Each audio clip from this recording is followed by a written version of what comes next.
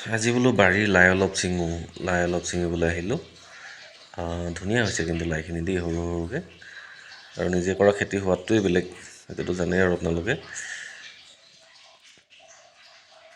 বেছি নহয়, আজি অকলে আছোঁ ঘৰত। এই সৰু সৰু হৈ আছে লাইবোৰ, কিন্তু খাবলৈ খুব ধুনীয়া ভাল হৈছে, কুমলীয়া লাই যে। এনে লাই বাৰীখন অকণমান দেখালোঁ আপোনালোকক। মই ইমান চাফ চিকুণ খেতিয়ক নহয়, মই এনেইহে কৰোঁ, গতিকে হ'লেও নিজৰ জোখাৰে খাবৰ জোখাৰে হৈছে আৰু। তাৰপাছত এয়া যোগাৰ কৰি ল'লোঁ, আদা, পিঁয়াজ, আলু এটা।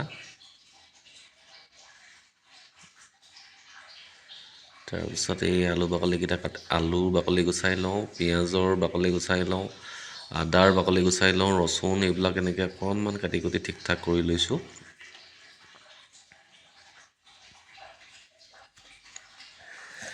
আজি মানে ঘৰত অকলে গতিকে সৰুকৈ অকণমান মাংস আনিছিলোঁ, গাহৰি মাংস, তাকে বোলো বাহিৰতে জুইতে বনাই খাওঁ। সেইকাৰণে প্ৰিপাৰেশ্যনখিনি কৰি আছোঁ আৰু, কিমাননো সদায় গেছতে বনাম। আজি বোলো অকণমান আমি বাহিৰতে জুই একুৰা জ্বলাওঁ কেতিয়াবা, মানে পানী চানী গৰম কৰিবলৈ। আজি বোলো তাতে বনাই খাওঁ। অকলে দিনটো আমনিও লাগিছে যিহেতু, সেই গতিকে। আৰু মই ভাবিছোঁ অলপমান বেলেগকৈ বনাম, তেল চেল নিদিয়াকৈ, আৰু আদা ৰচুনবোৰ পেষ্ট চেষ্ট কৰি নিদিওঁ, ডাইৰেক্ট টুকুৰা কাটি দি দিম। চাওঁচোন কি হয়গৈ সোৱাদটো। মোৰ মানে এইটো অকলীয়া বনভোজ আৰু এই বুলিয়ে ক'ব লাগিব।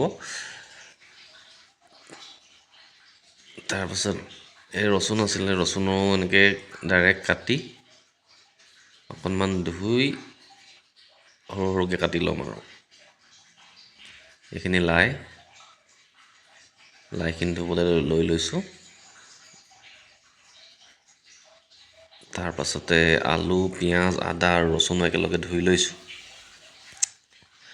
আজি যিহেতু বন্ধৰ দিন, ঘৰতে আমনিও লাগিছে, আৰু অকলে আছোঁ, এইবোৰকে কৰি আছোঁ আৰু। আপোনালোকে আজি খানাটো কিহে খালে জনাবচোন।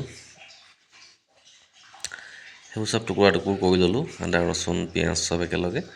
তাৰপৰা এতিয়া সেই জুইকুৰা ধৰিব লৈছোঁ।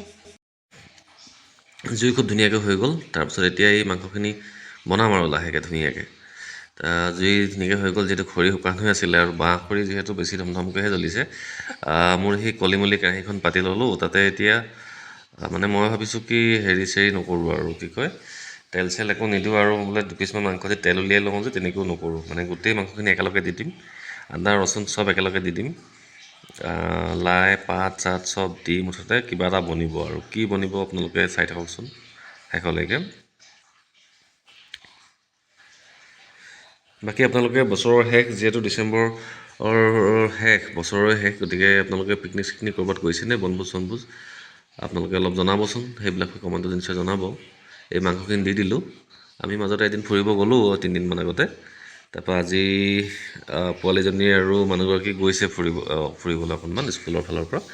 গতিকে মই আজি ঘৰতনো কি কৰিম, সেয়ে আৰু মাংসকে বনাই খাওঁ বুলি। তাৰপাছতে ইয়াতে দি আৰু অকণমান নিমখ দিলোঁ। জুই অলপ বেছি হৈ গৈছিলে, যিহেতু বাঁহ খৰি জুই ধমধমকৈ জ্বলি গৈছিলে। পটককৈ জ্বলি যোৱাৰ নিচিনাই হৈ যায়, জ্বলিবলৈ নাপালে বাৰু।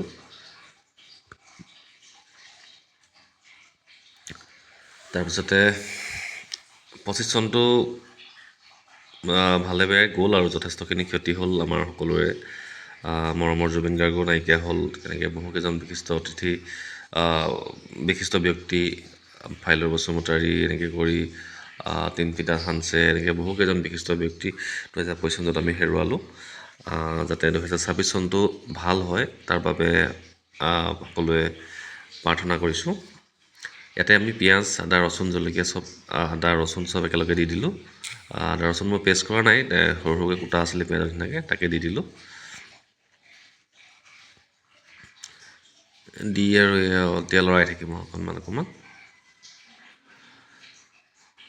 যিহেতু জুইটো অলপ বেছিয়ে হৈ গৈছে। তাৰপাছতে মছলা কিছুমান আছিলে, মছলা মানে বেলেগ মছলা নহয়, মোৰ এই হালধি অলপ, তাৰপাছতে অকণমান ধনিয়া পাউডাৰ দিম। আৰু এটা স্পেচিয়েল বস্তু আছিলে, সেইটো হৈছে পৰ্ক মছলা।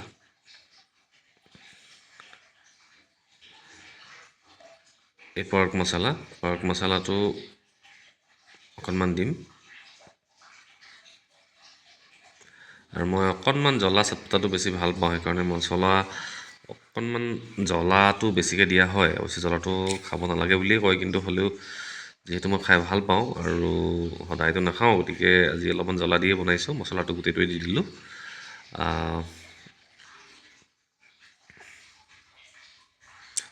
জুইকুৰা বেছি হৈ গৈছে যিহেতু বাঁহখৰি জুই। তাৰপাছতে এতিয়া আমি ইয়াতে লাই আলুকেইটা দি দিলোঁ।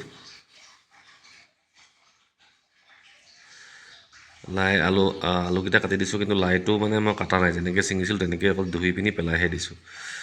লাইও ধুনীয়াকৈ হেৰি হৈ গ'ল আৰু মাংসখিনি ধুনীয়াকৈ হৈ গৈছে প্ৰায় মাংসখিনি হৈ গৈছে, আলুৱে সিজিছে।